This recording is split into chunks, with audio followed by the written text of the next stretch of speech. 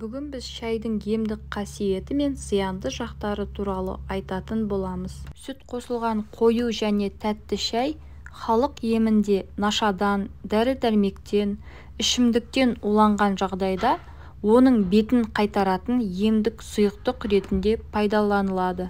Ал бал, қара бұрыш қосылған шай зәр қуғыш және тыныс жолдарына суық тигенде терлететін дәрі орнын басады. Жас шай жапырағының шырынымен, шай шырын сөлімен немесе ұнтақталып үгітілген кепкен шаймен дененің күйген жерін емдейді. Кепкен көк шайды шайнау жүрек айнығанды және аяғы ауыр әйелдерде, автокөлікте шайқалғаннан, теңіз сырқаттарынан болатын құсып, қатты лоқсуды басуға жақсы көмектеседі. Көк шайдың қою тұнбасы денедегі сыртқы жараларды, тіпті жүйелі пайдаланған жағдайда асқазан мен ас ішек жараларын жазады.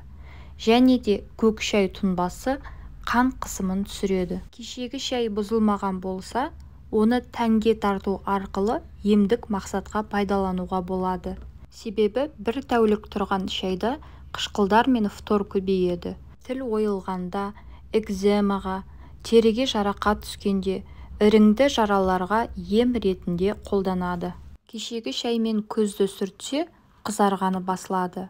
Ал таңертеңгі және кешкі тісті жуар алдында онымен ауызды шайса, тістің түбі нығаяды. Шай түрлі бактерияларды өлтіре алатын күшке ие. Негізінен ол сүзек, дизентерия тәрізді аса қауіпті бактерияларды жояды.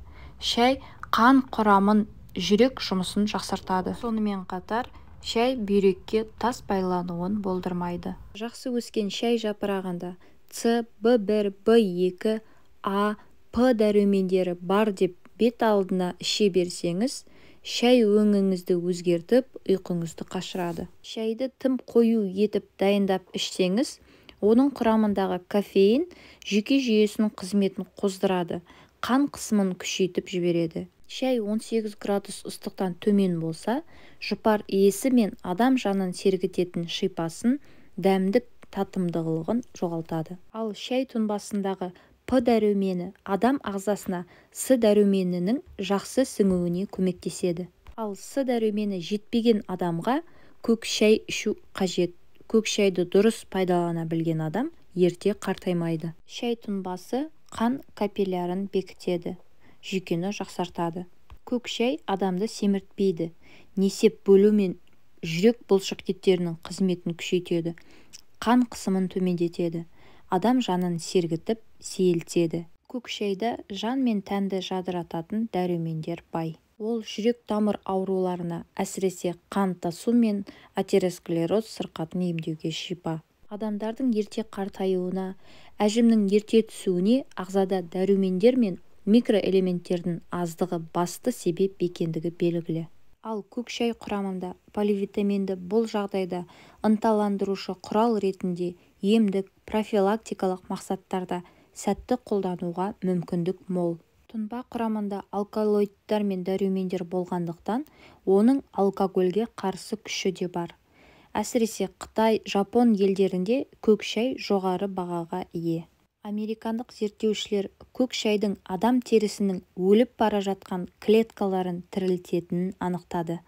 Көк шайдың құрамына кіретін полифенол ДНК-ның өзгеруіне, рак ауруына ұшырататын радикалдармен күресуге бейімді болып шықты. Сонымен қатар полифенолдың сау клеткаларды қорғап, ісікті жоятын қасиеті бар.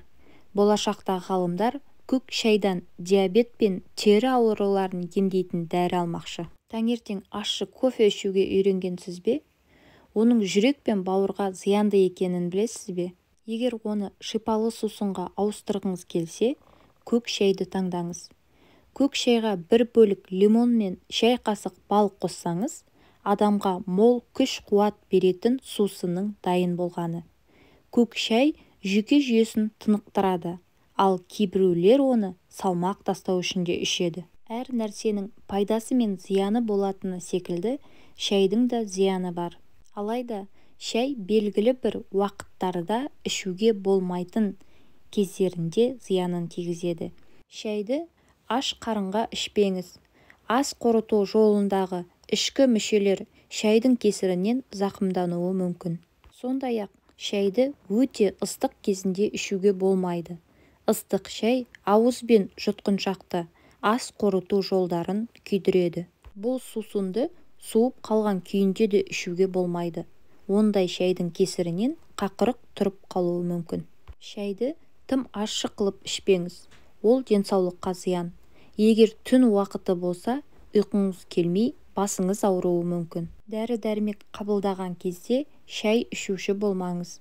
Себебі шай дәрінің күшін жояды. Шайды тамақтың алдында немесе тамақтан кейін ішуге болмайды. Тамақ пен шайдың арасы 20-30 минуттай болуы керек. Шай тұрып қалса, оны ішуге болмайды. Негізінде шай демдегеннен 20-30 минуттан кейін өзінің құрамындағы заттарымен қышқылдану процесін бастайды. Хош иісті заттар мен пайдалы деген құрамдас бөліктері жарамсыз болып қалады. Қайта-қайта демдеген шайдың пайдасы жоқ. Керісінше зияны бар.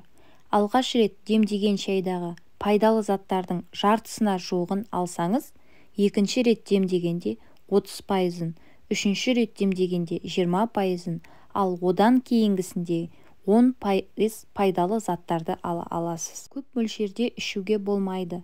Қара шайды көп пайдаланудың зияны бар. Сондықтан күнделікті қалыпты мөлшерді сақтаған жөн. Қалыпты мөлшер ащы емес шайдың 4-5 шынаяғы болады. Шай туралы пайдалы ақпараттар Қамшы KZ сайтынан алынды.